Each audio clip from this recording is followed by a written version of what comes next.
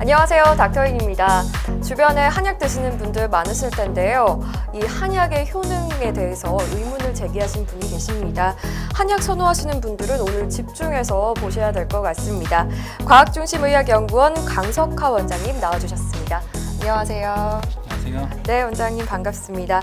저희 본론에 들어가기 전에 먼저 과학중심의학연구원 어떤 곳인지 소개 부탁드리겠습니다. 예, 저희 과학중심의학연구원은 비과학적이고 근거가 없는 의료행위나 아니면 잘못된 정보로부터 피해를 입는 그런 일들을 예방하기 위해서 올바른 정보를 알리는 일을 하고 있고 또 제도 개선을 위해서 그런 활동을 하고 있습니다. 네, 이 과학중심의학연구원에서는 그동안 이 한약재 위험성에 대해서 지적해 왔다고 들었거든요. 네. 그렇다면 이 한의계에서는 한약이 안전하다고 주장하고 있는데 원장님께서는 어떻게 생각하시나요? 예, 한약이 뭐 안전하다, 안전하지 않다 그렇게 한 번에 뭉뚱그려서 말하는 거는 적절하지 않다고 생각을 합니다. 네. 왜냐하면 한약재 중에는 독성이 강한 것도 있고 아닌 것도 있습니다. 또 어떤 성분들은 단독으로는 위험하지 않지만 뭐 어떤 질병을 가진 환자나 아니면 다른 약을 복용 중인 그런 환자들에게는 위험할 수도 있습니다. 그리고 이제 한약으로 인해서 부작용이 발생을 하고 있고 의사들이 그런 사례들을 계속 목격하고 있는 것이 사실입니다. 그렇다면 한약이 안정성 검증을 받지 않는다는 게 사실인가요? 예, 의사들이 처방을 하는 약은 네. 3단계의 임상시험을 거칩니다. 임상시험 승인을 위해서는 이제 동물 실험하고 세포 실험 같은 전임상 시험들을 거쳐가지고 그 근거가 충분하다고 생각하면 임상 시험 허가가 납니다. 그래서 임상 시험을 하면은 그 3단계 과정을 거쳐서 수백 명에서 1000명 이상의 사람들에게 안전성과 유효성을 입증을 해야 하고요. 네. 이제 그렇게 해서 허가가 돼서 시판이 되면은 그 이후에도 계속 그 안전성을 추적을 해가지고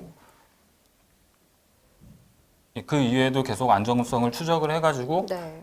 임상시험 과정에서 드러나지 않았던 그런 위험성이 있으면은 허가가 철회되기도 합니다. 근데 반면에 한약은 우리나라에서 한의사들이 이제 자율적으로 마음대로 그냥 처방을 할 수 있도록 그렇게 법이 허용을 하고 있습니다. 네. 네, 제가 한약재 조제에 대해서 가장 이해가 안 가는 것이 이 사탕 하나를 만들더라도 영양분이나 재료 표기를 하잖아요.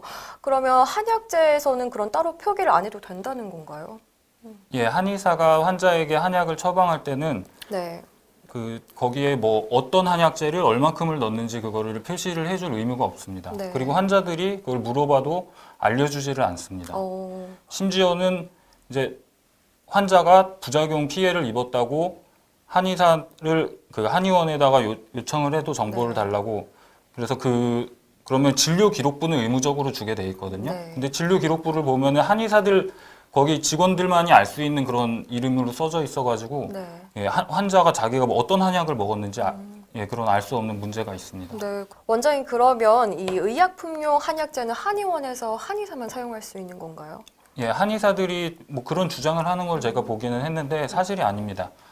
그 한약 판매점에 가면은 거기서 의약품용 한약재를 달라고 하면은 값이 약간 더 비싼 의약품용 한약재를 줍니다. 그리고 그런 것들이 뭐 일반 한약상에도 다 유통이 되고 있고요. 특별한 게 아닙니다. 네. 작년에는 의약품용 한약재에 그 벤조피렌 검사를 했다고 들었는데요. 벤조피렌 검사는 어떤 건가요? 몇 년 전에 라면 스프에서 벤조피렌이 검출됐다고 아주 난리가 나가지고 막 환수 조치를 하고 그런 적이 있었거든요. 맞습니다. 예, 그 성분인데 저희가 한약재 8종에 대해서 벤조피렌 검사를 이제 실시를 해봤습니다. 근데 지금 벤조피렌 문제점이 여러 가지 한약재가 있는데 그 중에서 지황과 숙지황 딱 2가지에 대해서만 기준이 설정이 돼 있습니다. 5 마이크로그램 퍼 킬로그램으로 설정이 돼 있는데 저희가 8가지를 검사를 했는데 그 중에서 오메라는 한약재에서는 그 5 마이크로그램의 9배가 넘는 양의 벤조피렌이 검출이 됐고 여정실이라는 한약재도 그게 초과해서 검출이 됐습니다. 그리고 참고로 그 라면에서 나왔을 때는 그 문제가 됐을 때 2에서 4.7 네. 마이크로그램 퍼 킬로그램인데 한약재는 기준 자체도 그것보다 높습니다. 네. 그럼 당시에 이게 발암 물질 때문에 더 좀 이슈가 됐었는데 배로 많았다는 뜻이네요. 예, 그게 엄청나게 많은 양이 있고 그래서 문제는 오매에서 그렇게 많은데 오매에는 기준이 설정되어 있지 않기 때문에 그게 의약품용 한약재라고 하더라도 네. 정부에서 관리를 안 하고 있는 것이고 또 그런 식으로 다른 성분들도 각각 조사를 해보면은 문제가 많을 거라고 제가 그렇게 생각을 하고 있습니다. 네. 이런 약재들에 대해서 한의사가 쓰면 안전하다 이런 주장도 나오고 있거든요. 어떻게 생각하시나요? 예, 사실 한의사들이 처방한 한약을 먹고 잘못되는 환자들도 많고 네. 제 주변 의사들이 이제 그런 사례들을 많이 얘기를 해주고 있습니다, 저한테. 근데 가장 큰 문제는 우리나라에서 한방 부작용을 따로 집계를 하거나 관리를 하고 있지 않기 때문에 네. 예, 그게 뭐 거기에 대한 통계가 없어서 우리가 부작용이 얼마나 있는지 그거는 한의사들도 모르고 뭐 저희도 모르고 정부도 모르고 아무도 모릅니다. 네. 일반적으로 약재에 대해서 가장 많이 알고 있는 사람이 한의사다 이렇게 생각할 수가 있는데요.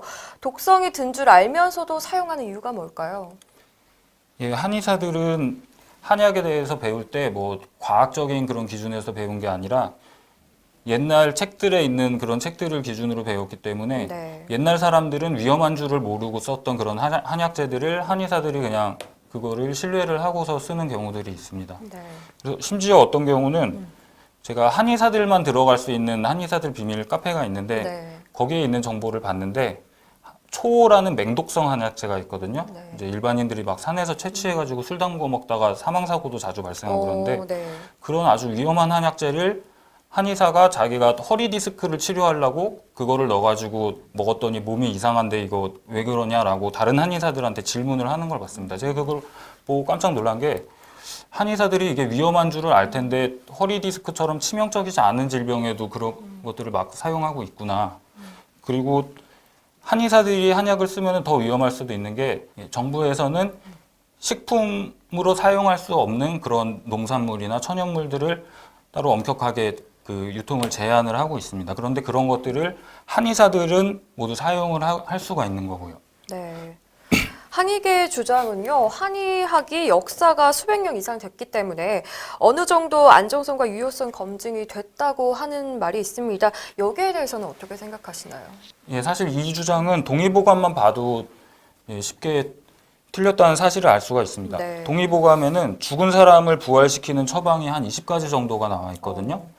그럼 옛날 사람들이 죽은 사람을 살려냈을 거냐? 그렇진 않았겠죠? 네. 예, 그러니까 옛날 사람들이 그 동의보감에 있는 죽은 사람을 부활시키는 처방이 그 전에 있는 다른 책들에게서 이제 전해 내려오는 동안 한 번도 검증을 하거나 의심을 하지 않고 그냥 그게 가능할 거라고 믿고 다 적어 놓은 겁니다. 그래서 동의보감에 나온 뭐 효과도 근거가 될 수가 없다고 저는 생각을 하고요. 네. 또 중금속, 위험한 중금속들인 뭐 납이나 수은 같은 것들에 대해서도 뭐 납이 독이 없다고 적혀 있기도 하고 수은도 몸에 좋다고 뭐 그런 식으로 설명이 되어 있습니다. 네. 근데 지금의 상식으로는 납이나 수은은 굉장히 해롭기 때문에 사람들이 피하고 있죠. 네.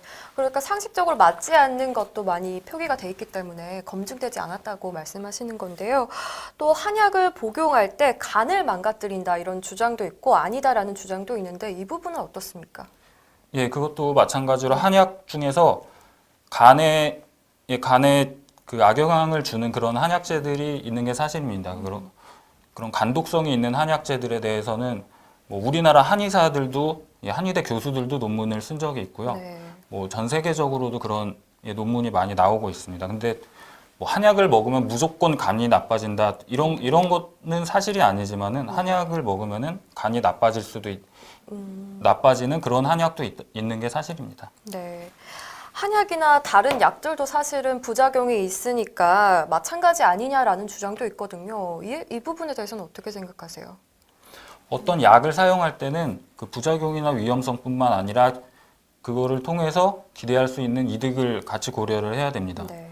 항암제 같은 경우는 부작용이 굉장히 크고 뭐 부작용이 힘들다고 하는데도 그거를 사용하는 이유는 그 약을 쓰면은 죽을 환자를 살릴 수도 있기 때문에 이제 그거를 서로 저울질을 했을 때 쓰는 게 이득이라고 생각을 해서 사용을 하는 거죠. 만약에 어떤 약이 부작용은 아주 적지만은 효과가 전혀 기대할 수가 없다고 했을 때는 그 약을 썼을 때는 무조건 손해를 보는 일밖에 생기지가 않는데, 저는 한약이 효과를 입증해낸 게 거의 없기 때문에 네. 한약이 만약에 뭐 부작용이 적은 한약재들을 사용을 한다고 하더라도 그게 사용하는 게 옳은 일인지에 대해서는 저는 좀 부정적으로 생각을 합니다. 네. 한약에 대해서 자세히 들어봤는데요. 사실 아직도 선호하시는 분들이 많으세요. 그런 분들께 뭐 당부하실 말씀 있으실까요? 한약의 가장 큰 문제는 이 효과를 기대할 만한 근거가 없다는 점입니다. 우리나라에서 뭐 한의학에 많은 연구 예산을 투입하고 있지만은 그런 검증 작업은 전혀 거의 하지를 않고 있고요. 그래서 한약을 복용하느라고 뭐 진짜로 질병을 치료할 수 있는 그런 검증된 방법을 놔두고 엉뚱한 데에다가 시간을 뺏기고 돈을 낭비하고 그러면서 제대로 된 치료를 받을 기회를 놓칠 위험성이 저는 가장 큰 문제라고 생각을 합니다. 네, 알겠습니다. 오늘 좋은 말씀 고맙습니다. 감사합니다. 네, 강석하 원장님께서는 이 한약이 위험성을 갖고 있기도 하지만 무엇보다 효과를 입증할 만한 근거가 없다는 것이 문제라고 지적을 하셨습니다. 평소 한약을 선호하시는 분들도 이번 내용 꼭 참고하시면 도움이 될 것 같습니다. 방송을 마칩니다. 시청해주셔서 고맙습니다.